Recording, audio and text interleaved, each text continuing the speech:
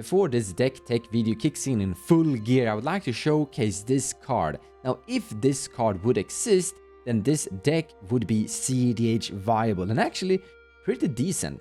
For those that don't see it, we made a land, a legendary land, that is making all your lands into mountain in addition to what they already are. And because this card doesn't exist and probably never will exist for some modern valakut reasons, this deck is going to be casual or some form of high power deck. You're watching cEDH TV, a YouTube channel dedicated to the competitive commander. However, in this video, we're doing a casual build, because I got a question from a follower regarding how my thought process looks like and if I have any casual decks, because he wanted to see a competitive mindset building a casual deck.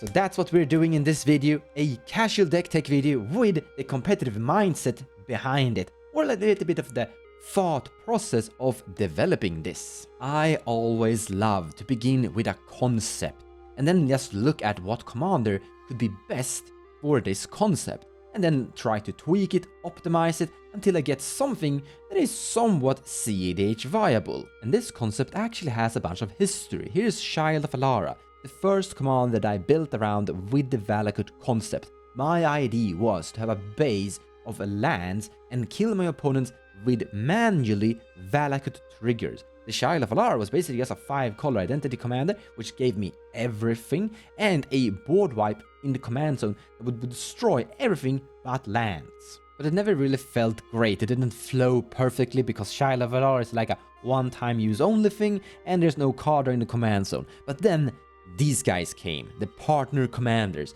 and I saw Thrasius, a creature that could activate and put lands into play, directly into play, and Crom, the access to red for valakut, also a great card draw effect in the command zone. And suddenly it started to be almost cEDH viable. The only problem was that there wasn't a finisher. There wasn't a combo that just smashed out a win from nowhere. You won games basically by sitting there and activating Thrasius and putting mountains into play and smashing bolts at your opponents, and eventually almost so killing your opponents with some Crom commander damage. It's basically a control deck with a lot of counter spells, great stacks cards, and a lot of interaction from a land and a Thrasius activation. But then I thought about something really cool.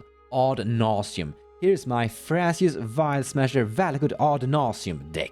I actually made a cEDH deck tech video for this. You can check it out in the description below of the video or up there in the corner. The combo and idea was actually really simple. Cast Ad Nauseam, and because we played so many lands inside our deck and a really low CMC overall, we're able to pretty much draw almost our entire deck or enough of a big portion of it. Then play some fast mana, eventually cast Mana Bond and go to your discard phase where Mana Bond will trigger and you will smash all of your lands, mountains, massive amounts of valakut triggers, and usually deal 120 damage to your opponents and kill them all. So I thought this will be cute, and I built the deck and I play tested it versus some casual decks, and it turned out to be pretty good. And I only played 3 games and then I never played it against casual decks again, because this was a very simple combo to achieve. It's a 1-card combo, you need to reach 5 mana, and well, you have access to blacks, you have a lot of tutors for your Ad Nauseam. Sisay can actually do this. We have access to black, so we can play Ad Nauseam in the deck. We can play the same combo. Just get your Ad Nauseam in your hand, cast Ad Nauseam, and win. Something Sisay can also do is find legendary lands like Tabernacle at the Pendrical Vale. And if we can make Tabernacle into a mountain, then we can activate Sisay, find Tabernacle, and get the valakut trigger. But this is where the build basically becomes quite casual, because valakut is not legendary, which is actually something of an upside because we're going to clone it, we're going to look at that soon, but we have to tutor for valakut somehow, and we need to make Tabernacle into a mountain. So we are going to play all kinds of cool cards that can transform our lands into mountains and what they already are. Like Realm Verate, say mountain, and all of your lands will now be mountains. Prismatic Omen will make all of your lands into all basic land types, which is going to help you with color fixing. The same fit Dryad of Elusive Grove that will also help you put more lands into play faster. My personal opinion about all of these cards is that they are bad. You play them because you have to, but you don't wanna play them, which is definitely making this deck once again into a casual deck. but they will do the job. But when you play casual, you wanna surprise your opponents, you wanna do something awesome. Do you remember Urborg? That land that made everything into swamps? Let's hack the game with Mind Bend or Magical Hack. Change the text of target permanent by replacing all instances of one color word with another, or one basic land type with another, and these effects remain permanently. So with this we can use something like Magical Hack to change the text on Urborg from swamp to mountain. We also have more variants. We have Spectral Shift. They can also replace the basic land type with another. And Urborg is legendary, so sisay can actually tutor for it. And because we have so many variants to Spectral Shift, Mind Bend, Magical Hack, Prismatic Omen, Realm Variety, Dryad, and this one, we have a really good consistency of achieving everything mountain. The second thing we need to achieve is getting Valakut into play. Valakut isn't legendary, sisay can't tutor for it. We have to do it the original way with demonic tutors and such. However, if you don't want to play demonic tutor because you want to play at a lower power level, then there's a lot of really great green tutors like crop rotation that can find your Valakut. But hey, we also have Pierce Whim will destroy an artifact or enchantment from all of your opponents while getting Valakut directly into play for 4 mana. Or the classic 2 mana Sylvan Scrying. Beautiful. Searching out and finding Valakut isn't that hard, there are lots of cool cards for it. And there is never an issue of playing too many land tutors because we can multiply Valakut. Valakut not being legendary is both a blessing and a curse. We can't tutor for it with sisay, that would be really amazing, but we can make more copies of it. For example, Vesuva can come into play and clone Valakut. Caspian Stage can clone any land and still remain this ability to clone another land in the future. So the more land tutors, the more good. So once we get to this stage where we have our Valakut in play, we have something that is transforming all of our lands into mountains, we have the amazing grind and control sisay game plan going. Normally when you activate sisay, you find big legendary creatures, planeswalkers, legendary enchantments, cool stuff. We're gonna find lands. You see, playing the control game is quite tricky in multiplayer because you need to sit there and control all of your opponents, and you will naturally run out of resources, run out of hand size trying to do that. But this game plan will never do that. You're searching out lands, you're gaining a card in the process of interacting with someone. Also, you're keeping the card. If you're activating Thrasius to draw into Fierce Guardianship and then cast Fierce Guardianship, you're interacting with one of your opponents. Great. But you don't really gain anything yourself. You're spending mana without any profit. If you're activating Thrasius, however, and you flip into a mountain while you have a Valakut active, you're getting a Valakut trigger, but you're keeping the mountain. You're increasing your mana base, which means you can interact and activate Thrasius more and more. It's going to snowball. This is the game plan we want to achieve with sisay here as well, where we sit and just activate sisay, finding cool legendary lands with cool tricky abilities, while we're also interacting with our opponents and increasing our mana production as well for more sisay activations. Now we've already mentioned Tabernacle at the Pendrical Vale. Valakut is really great at pinpointing and removing specific creatures you need to get rid of, while Tabernacle is great at removing the masses. We're gonna be able to pay for Tabernacle because we're not gonna have that many creatures in play. Most of them are gonna be mana dorks and sisay, and that isn't that expensive.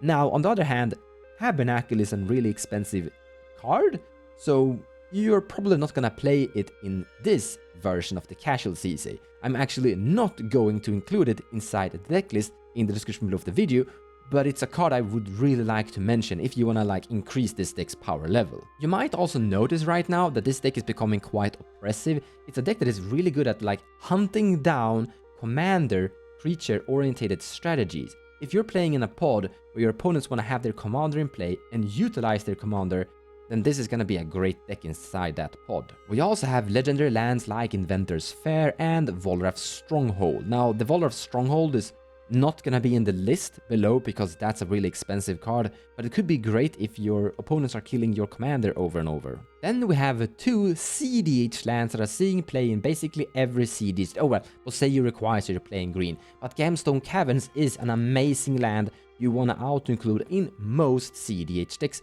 and we can naturally tutor for it. Also, Boseiju, who endures, is something we can draw into and use from our hand as a creature artifact land removal, or something we tutor for if we want to get a sisay trigger. We're probably gonna tutor for that one when we're running out of legendary targets inside the deck. But they really made a lot of these new cool legendary lands that I actually think are great. They're gonna be great if you draw into them. They're gonna be great inside your deck when you wanna tutor them out and get some valakut sisay effects. And they are also the big reason why I started to actually think about this deck to begin with. Now, do you remember that ad nauseam strategy? Well, we have Boseiju who shelters all. Great here. We can tutor for Boseiju with sisay legendary stuff to make our ad nauseam uncounterable. This is actually the big reason why I want to have sisay as the commander for this strategy. A commander that can tutor for protection for your main combo strategy. Now, this is something of a cEDH power level combo right here. And depending on what power level you want to aim for this deck, this is a combo maybe you shouldn't have or a combo you should have inside this deck. Now, if this is a combo you want to add, you should include Mana Bond inside this deck and just try to lower the CMC overall as much as you can so that ad nauseam is pretty much drawing your close to an entire deck. If you don't want to add this combo, don't play Boseiju who shelters all, don't add ad nauseam, but probably play Mana Bond anyway because you're gonna play a deck with a lot of lands in the deck, so Mana Bond could be a really great accelerator for your opening hand. Like, trust me, there isn't a greater feeling in this game than having Mana Bond and 700 cards in your hand as your opening hand. I live for that opening hand. If you haven't experienced that, I highly recommend Mana Bond and trying to build a deck heavily around it. And that's kind of what we're doing right here and right now. Now, if you want to have more of a casual finisher, here's Storm Cauldron. During each player's turn, that player may put an additional land into play. That's great, but whenever a land is tapped for mana, return that land to its owner's hand. That's horrible. Basically, whenever you tap a land for mana, it goes back to your hand. Sure, you're getting an extra land drop, but you're gonna have a lot of lands in your hand and very few lands in play. Until you have Mana Bond. Storm Cauldron is a stacks piece, and Mana Bond breaks parity against Storm Cauldron. But just imagine if you have a Valakut in play and a whole bunch of mountains effects in play, and you tap those mountains for some cool mana, so you do cool things, they go back to your hand, then you go to your discard phase, and you put all of them into play again. Over and over and over again throughout the game. It's not gonna combo off and win that instantly effect, but it's gonna go kinda fast, and honestly, it's really fun to do and execute. Like, Storm Cauldron is a stacks piece and a combo card here. Mana Bond is an accelerator and a combo card here. It is beautiful. This is how I used to kill people back in the day when I played this with Child of Alara. Back then, people even enjoyed being killed by this. I would like to mention one more thing. You can play a sisay Field of the Dead strategy as well.